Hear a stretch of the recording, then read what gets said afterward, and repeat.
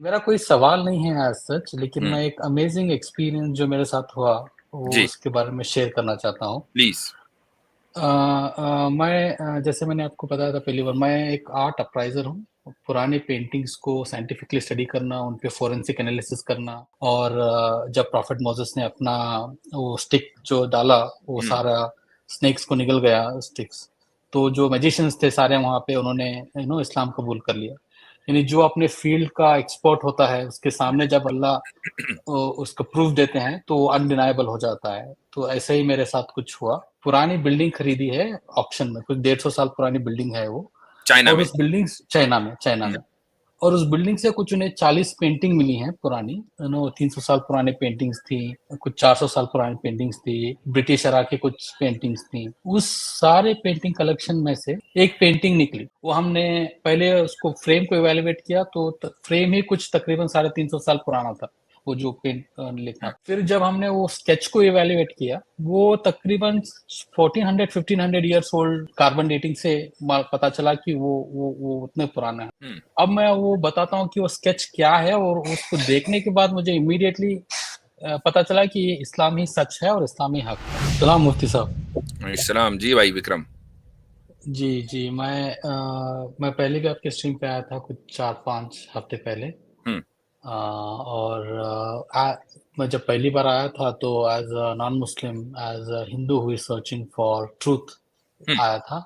लेकिन आज मैं एज़ अ मुस्लिम आया हूँ। माशाअल्लाह, माशाअल्लाह, माशाअल्लाह। ये माशाअल्लाह। आपका वो म्यूज़िक वाला सवाल था ना? जी, जी, जी, मैं आर्ट डीलर हाँ। हूँ, जो आप ही ने मुझे बताया था उसके बारे में। बहुत ज़बरदस्त, जी, जी, जी। बहुत-बहुत मुबारक हो, अल्लाह ताला कबूल करे, जी, माशाअल्लाह। जी, जी, जी, शुक्रिया बहुत-बहुत। माशाअल्लाह। आई थिंक तकरीबन 2 साल से मैं इसके बारे में सोच रहा था, लेकिन आपके प्लेटफ़ॉर्म पे आने के बाद शायद अल्लाह ने दुआ कबूल कर ली। तो माशाअल्लाह, तो बहुत अच्छा, जी, ज़बरदस्त। जी, जी, जी, मेरा कोई सवाल नहीं है एज़ सच, लेकिन हुँ, मैं एक अमेज़िंग एक्सपीरियंस जो मेरे साथ हुआ, वो जी, उसके बारे में शेयर करना चाहता हूँ। प्लीज़। जैसे मैंने आपको बताया था पहली बार, मैं एक आर्ट अप्राइज़र हूँ। पुरानी पेंटिंग्स को साइंटिफिकली स्टडी करना, उन पे फोरेंसिक एनालिसिस करना, हुँ, वो पेंटिंग फेक हैं, ओरिजिनल हैं, किस दौर की हैं, ये सब बताना मेरा मेरा प्रोफ़ेशन है। अभी मैं रिसेंटली एक इंसिडेंट पढ़ रहा था प्रॉफेट मोसेस के बारे में कि फ़िरौन ने अपने सारे मैजिशियंस को बुलाया और हुँ, मैजिक दिखाने के लिए कहा प्रॉफेट मोसेस के सामने। और जब प्रॉफेट मोसेस ने अपना वो स्टिक जो डाला, वो हुँ, सारा स्नेक्स को निगल गया स्टिक्स। तो जो मैजिशियंस थे सारे वहाँ पे, उन्होंने इस्लाम कबूल कर लिया। यानी जो अपने फील्ड का एक्सपर्ट होता है, उसके सामने जब अल्लाह उसको प्रूफ देते हैं तो वो अनडिनायबल हो जाता है। तो ऐसे ही मेरे साथ कुछ हुआ। ओके। आपसे बात होने के बाद हुँ, अ, अगले ही दिन ही मुझे एक सैन फ्रांसिस्को से कॉल आया। हुँ, मैं एरिज़ोना में रहता हूँ। सैन ओके, फ्रांसिस्को में मेरे एक एक्स कलीग काम करते हैं मॉडर्न आर्ट म्यूज़ियम में। उन्होंने मुझे बताया कि उनके एक क्लाइंट है, प्राइवेट क्लाइंट है चाइना में, हुँ, जिन्होंने एक पुरानी बिल्डिंग खरीदी है ऑक्शन में, कुछ 150 साल पुरानी बिल्डिंग है वो। चाइना और में। उस बिल्डिंग चाइना हुँ, में और उस बिल्डिंग से कुछ उन्हें 40 पेंटिंग मिली हैं पुरानी, और वो हुँ, उसका इवैल्यूएशन करवाना चाहते हैं। अच्छा, तो क्योंकि ये काम बहुत बड़ा है, वो मुझे अपने साथ ले जाना चाहते हैं इस काम को कराने के लिए चाइना। तो हमने, और एक हमारे फ्रेंड हैं न्यूयॉर्क में सोहो म्यूज़ियम में काम करते हैं, तो उनको भी हमने साथ में लिया। तो हम 3 लोग तकरीबन 4-5, आपसे बात होने के कुछ 2-3 दिन बाद हम सब चाइना गए इस काम को करने के लिए। हुँ, तो वहाँ हम गए तो हम वहाँ देखा कि ये जो प्राइवेट क्लाइंट है, ऑफ कोर्स वो काफ़ी, वो जो जिस तरह का ट्रीटमेंट उन्होंने दिया और हुँ, जिस तरह का अरेंजमेंट उन्होंने किया था ये सब करने के लिए, वो पता चल रहा था कि वो काफ़ी रिच क्लाइंट हैं, ओके, जो इन्होंने ये किया है। तो हमने अपना काम शुरू किया। We started evaluating the paintings. कुछ 300 साल पुरानी पेंटिंग्स थी, कुछ 400 साल पुरानी पेंटिंग्स थी, ब्रिटिश एरा की कुछ पेंटिंग्स थी। उस सारे पेंटिंग कलेक्शन में से एक एक पेंटिंग निकली, वो पेंटिंग भी नहीं है, एक वो रफ स्केच है। तो मैं थोड़ा इसके बारे में डिटेल में बताना चाहूँगा कि हुँ, ये रफ स्केच क्या होता था। कि जैसे अभी हम किसी भी मोमेंट को कैप्चर करना चाहते हैं, हमारे लिए अभी बहुत आसान है कि हम फ़ोन निकालते हैं और फ़ोटो कैप्चर करते हैं। पुराने ज़माने में ऐसा नहीं हो पाता था। जो स्पेशली आर्टिस्ट्स हैं, वो जब भी बाहर जाते थे, अपने साथ इंक पॉट और एक एक रफ ड्राफ्ट कैरी करते थे, और कोई ब्रीफ मोमेंट कैप्चर करना है उन्हें मार्केट प्लेस में, नेचर में, जो बहुत ही ब्रीफ मोमेंट के लिए हो रहा है, तो एक रफ स्केच बनाते थे ब्लैक एंड व्हाइट इसमें, फिर वापस अपने घर जाते थे, स्टूडियो जाते थे, उस पर डिटेल पेंटिंग बनाते थे अपनी मेमोरी से रिकॉल करके। इस तरह पेंटिंग का प्रोसेस हुआ करता था पहले। तो एक वहां से रफ स्केच निकला जो अच्छी तरह वेल फ्रेम था रफ स्केच। वो हमने पहले उसको फ्रेम को इवेलुएट किया, तो फ्रेम ही कुछ तकरीबन 350 साल पुराना था, वो जो पेंट लिखा था। फिर जब हमने वो स्केच को इवेलुएट किया, वो तकरीबन 1400-1500 ईयर्स ओल्ड कार्बन डेटिंग से पता चला कि वो उतने पुराना है। अब मैं वो बताता हूँ कि वो स्केच क्या है, और उसको देखने के बाद मुझे इमीडिएटली पता चला कि ये इस्लामी सच है और इस्लामी हक है। वो स्केच क्या है कि एक सिंपल सा स्केच है, एक झरना है और एक ग्रुप ऑफ एनिमल्स है, शायद टाइगर जैसे लग रहा है कि एक टाइगर की फैमिली है जो पानी पी रही है। एंड फ्रॉम आर्टिस्ट पर्सपेक्टिव ये शायद वो रात को कैप्चर कर रहा है कि एक टाइगर फैमिली आई है झरने के करीब पानी पीने के लिए। और इस स्केच की अमेजिंग पार्ट ये है कि जो मून है ना वो स्प्लिट है ऊपर। अच्छा, उस स्केच में जो है ना वो मून स्प्लिट है, वो पूरा नहीं है, ठीक है। और एक उसके ऐसा एक कंटिन्यूम एक ये है, और वो अगली फ्रेम में इसी पेंटिंग का एक अगला फ्रेम है जिसमें मून को फिर से वही सीन है, एक टाइगर की फैमिली है जो पानी पी रही है और मून को पूरा दिखाया गया है।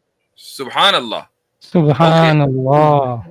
ठीक है, ये देख के मुझे अनडाउटेडली पता चल गया कि there is no god but Allah and prophet Muhammad सल्लल्लाहु अलैहि वसल्लम is the final prophet of Allah. There is no doubt about it कि ये इंसिडेंट हुआ और किसी ने देखा और उसको रिकॉर्ड भी किया, और ये हिस्टोरिकल प्रूफ है कि ये हुआ। और ये I mean no god but Allah can do this kind of thing. सुभान अल्लाह, जबरदस्त। तो आप मुझे बताएं कि वो जो स्केच था उसका कोई रिकॉर्ड आपके पास है? मसलन मैं सबसे पहले तो ये जानना चाहूंगा कि ये कैसे पता चला कि ये स्केच 1400 साल पुराना है? प्लस पहले ये बताइए मुझे जी। ठीक है, तो इसका एक प्रोसेस होता है मुफ्ती साहब, जो हम पेंटिंग का जो टाइमलाइन इवेलुएट करते हैं। सो फर्स्ट हम पेपर का इवेलुएट करते हैं कि वो पेपर कितना पुराना है, वो पपायरस है या कैनवस है या कपड़े पे बनाया गया है। फिर हम इंक का इवेलुएशन करते हैं, जो इंक से वो बनाया गया है उसका केमिकल कंपोजिशन क्या है, वो केमिकल कंपोजिशन कब इन्वेंट किया गया था या कब यूज हुआ करता था, उस पे करते हैं। फिर फाइनली हम उसको माइक्रोस्कोपिक कार्बन डेटिंग पे डालते हैं, तब वो एक अप्रोक्सीमेट डेट मिलती है हमें। उसमें एग्जैक्ट नहीं पता चलता, 50-60 ईयर्स 100 ईयर्स का अप एंड डाउन होता है, but at least will come to know कि इस जमाने की है। फिर वो उसका हिस्टोरिकल रिकॉर्ड कहीं पे मेंशन किया गया हो कि कहीं पे किसी ट्रैवलर ने मेंशन किया है या किसी आर्ट हिस्टोरियन ने इसको मेंशन किया है कि ऐसी एक पेंटिंग एग्जिस्ट करती थी, तो उसको हम सारा रेफरेंस लेके इसका एक डेट पता करते हैं। ओके, तो उस स्केच के ऊपर, अच्छा वो पेपर के ऊपर था या वो खाल के ऊपर? उसको एक क्या बोलते हैं उसको, पपायरस जिसको बोलते हैं, लेदर और प्लांट के टेक्सचर से मिलके एक काइंड ऑफ पेपर बनता था उस जमाने में। ओल्ड जिसपे ओल्ड पेंटिंग बनाया करते थे। वो कैनवस, अभी जैसा कपड़े का कैनवस मिलता है, कैनवस नहीं था वो एक काइंड ऑफ लेदर और प्लांट का जो रबर मिक्स मिलता है ना, उसको मिक्स करके एक ये बनाया करते थे। ओके, तो आपने फोरेंसिक उस पे इन्वेस्टिगेशन किया, आपको पता चला कि ये 1400 साल पुराना है। उसके ऊपर जो स्केच है, अब ये स्केच इंक से है, तो उस इंक का जो आपने जो इन्वेस्टिगेट किया, वो इंक कितनी पुरानी है? ये भी तो हो सकता है ना कि वो जो मटेरियल है वो पुराना हो लेकिन इंक नहीं हो। जी, तो हमने वो इंक का भी हमने इवैल्यूएशन किया। तो इंक जो है वो 2 टाइप की इंक यूज करते थे आर्टिस्ट उस टाइम पे, एक जो अपने नॉर्मल कलरफुल पेंटिंग बनाने के लिए और एक ऐसा रफ स्केच बनाने के लिए। तो रफ स्केच बनाने के लिए जो यूज करते थे वो कोल का जो कोयला होता है उसका पाउडर और एग व्हाइट मिक्स करके एक मिक्सचर तैयार किया जाता था जो रफ स्केच बनाने के लिए यूज किया करते थे। तो वो एग्जैक्ट मिक्सचर के कंपोनेंट्स हमें उसमें मिले, कोल पाउडर एंड एग व्हाइट। और ये कितने 100 साल पहले इस्तेमाल किया जाता था? तकरीबन एक काफी I mean even renaissance time से, यानी जो जो उस टाइम से लेके तकरीबन 1700-1800 साल तक ये यूज किया गया। जब तक ऑयल पेंटिंग इन्वेंट नहीं हुई तब तक ये रफ स्केच बनाने के लिए तब तक यही टेक्निक यूज किया जाता था। यानी जिस दौर में मून स्पिलिट का मिरेकल हुआ उस दौर में चाइना में ये सब्सटेंस इंक के तौर पर इस्तेमाल होता था। आर्टिस्ट यूज करते थे रफ ड्राफ्ट बनाने के लिए। यूज करते रफ ड्राफ्ट बनाने के लिए। ओके, लिखने के लिए नहीं यूज करते थे, लेकिन आर्टिस्ट यूज करते थे। ठीक है, ग्रेट। अच्छा, तो अब जब आपने ये इवेल्युएट कर लिया और ये पता चला आपके पास दो स्केच हैं, एक में मून स्पिलिट है, दूसरे में मून स्पिलिट नहीं है, तो अच्छा ये जो स्केच है यकीनन अब इट वर्थ मिलियंस, ठीक है। ये कोई $500,000 का मामला नहीं है, अब ये $1 मिलियन की उसकी वैल्यू है। जी जी, तो ठीक है, उसको जिस बंदे ने ऑक्शन में बिल्डिंग खरीदी उसका जैकपॉट लग गया। जी जी जी जी। आप मुझे बताएं कि उसका कोई फोटो या किसी तरह का आपके पास है या नहीं? नहीं, हमारा एक लीगल बॉन्डिंग होता है कि that we can not capture any kind of pictures. अच्छा, मैं आर्ट वर्ड से जो ये है, जितना ओपनली हमें देखने को मिलता है आर्ट म्यूजियम्स में, गैलरीज में, उससे 100 गुना ज्यादा प्राइवेट कलेक्टर्स के पास आर्ट है आज। अच्छा, और अमीरों के लिए एक फाइनेंशियल एसेट की तरह ट्रीट किया जाता है। सही। Rich people treat this as financial asset and they preserve it very privately. कई बार हमें ये भी पता नहीं होता कि हमारा क्लाइंट कौन है, सिर्फ हमें पेमेंट मिलती है, हम इवैल्यूएट करते हैं। Okay. So some very rich and powerful people hold ownership of these kind of historical paintings. Okay. तो मैं तो अब इसका रेफरेंस, यानी ये चीज तो दुनिया के सामने लाने की है कि इस तरह की एक पेंटिंग चाइना में मिली है। चूंकि अभी तक ये डिबेट होती थी कि भाई जब मून स्प्लिट हुआ तो किसने देखा, अगर देखा तो उसका हिस्टोरिकल रिकॉर्ड क्या है। तो ये हिस्टोरिकल रिकॉर्ड तो सामने मौजूद है, लेकिन दुनिया के सामने नहीं आया। तो अब ये दुनिया के सामने इसके आने का क्या तरीका है? जी, अगर इसके दो तरीके हैं, या तो जो ओनर हैं वो खुद वॉलंटरली इसको दुनिया के सामने लेके आए, या तो कोई इनसे खरीदे पेंटिंग और वो दुनिया के सामने लेके आए। ओके, ठीक है। अच्छा, मुझे ये बताएं कि आपके पास मसलन अगर कोई अब किसी को नहीं पता, हो सकता है कि वो ओनर चाइना में बैठा हुआ, किसी को नहीं पता, लेकिन लोगों को आपका पता है, भाई एक साहब है विक्रम नेगी, वो इस मामले के एक्सपर्ट हैं। इमेजिन करें कि कोई ऑर्गेनाइजेशन इस चीज को इसको खरीदना चाहे, तो वो आपके थ्रू उस तक पहुंच सकती है? जी, जो मेरे और एक जो मेन जो कांटेक्ट हैं जो सैन फ्रांसिस्को में है, उनके थ्रू इन तक पहुंच सकती है। और आई थिंक प्रोबेबली मैं आपसे ऑफलाइन कांटेक्ट करूंगा, then probably we can come to some this thing. I don't know कि वो क्लाइंट बेचने में इंटरेस्टेड है या नहीं है, बट एटलीस्ट अप्रोच तो किया जा सकता है। दैट ना बेचे, दिखा दे भाई वो उसका जी कुछ ना कुछ हो जाए। लेकिन I mean it is very amazing, और आई थिंक आज की जो ये स्ट्रीम है उसका वक्त वसूल हो गया, बल्कि सारी स्ट्रीमों का वक्त वसूल हो गया अभी तक की जितनी हुई है 124। तो आपने बहुत जबरदस्त मुझे ये हमें पूरी उम्मत मुस्लिमा को ये खुशखबरी सुनाई है, और अल्लाह ताला ने आपको इस चीज के जरिए इस्लाम की हिदायत दी। और आपने जो एनालॉजी दी है कि जिस तरह जादूगरों को हजरत मूसा का मौजिजा देखकर यकीन हो गया था कि उनके पास जादू और हजरत मूसा के पास मौजिजा है, और फौरी तौर पर उन्होंने इस्लाम कबूल कर लिया था, कुछ इस तरह की बात आपके साथ पेश आई। ये सिर्फ और सिर्फ अल्लाह ताला का फजल है, उस पर आपको भी शुक्रगुजार होना चाहिए, और हम सब शुक्रगुजार हैं कि आपके थ्रू ये जो इतनी जबरदस्त रिवीलिंग हुई है पूरी उम्मत के सामने।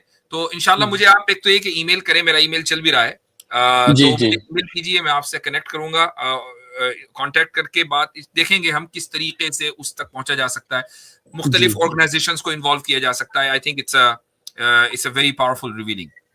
जी, बस मुझे यही बताना था, और मैं अभी सीख रहा हूँ, आप मेरे दुआ करें। थोड़े मेरे फैमिली वाले अपसेट हैं कि मैंने इस्लाम कबूल कर लिया, आप उनके लिए दुआ करें।